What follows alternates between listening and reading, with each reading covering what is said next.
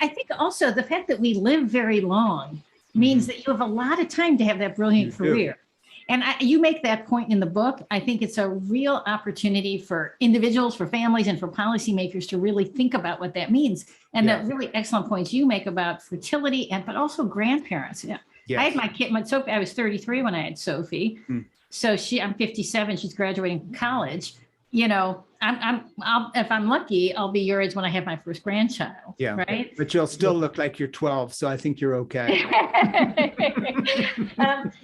But when we think there is plenty of time, like I took 16-year pause or something in my career. I had a very brilliant career, was making twice as much as my husband when we got married, worked not only for the President of the United States, I worked for a billionaire, and then came off the track, you know, to be a military spouse and raise children while my husband was deployed, and we moved 9 times in 16 years.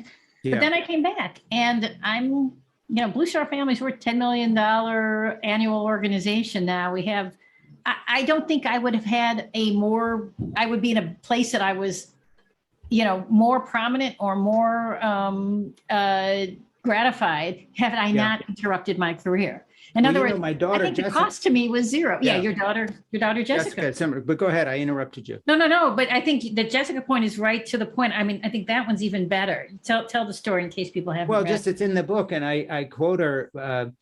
Jessica, working backwards now as a CEO of a company in New York that both researches and sells new green technology globally. Before that, she was the chief lobbyist for 50 European energy companies to the European Union, and would put her cell phone up on the podium when she would speak in the General Assembly there and turn it around so her proud daddy sitting here in America looking at her on his phone could see what she was doing.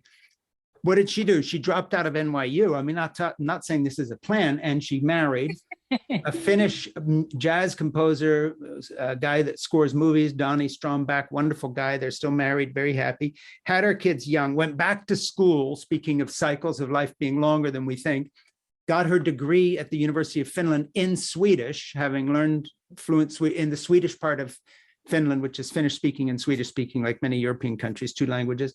Got a job as an intern with a company from a professor who was from the UK, happened to be a guest professor for a semester, gave her a job as an intern in a company. Within 5 years, she had bought him out and owned the company, had offices in Europe and for this lobbying group, moved back to the States for an investment company, became, within 5 years, was the CEO of that company, having raised her kids through school age in Finland. So all I'm trying to say is not, hey, here's what everybody ought to do, but she did the things that everybody's, quote, supposed to do, but she did it in an order that took account of her fertility.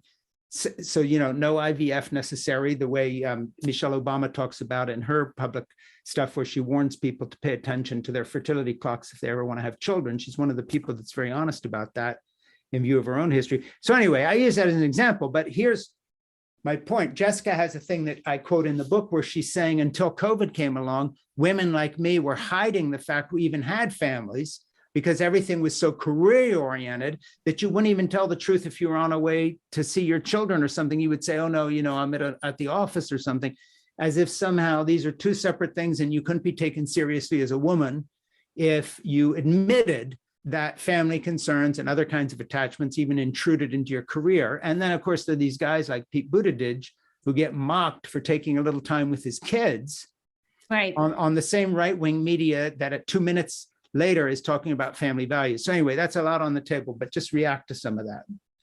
Yeah, I think, actually, the story about your daughter, Jessica, is one I want to share with my daughter who's graduating from college now, is that you have plenty of time to have your career. You don't necessarily have plenty of time to develop your capacity to love and to care bond and to, have all those other kinds of things. So when, not everyone is as blessed to have been raised by parents who love them in a stable situation and been given the tools to be able to graduate college. Only 35% of people graduate from college.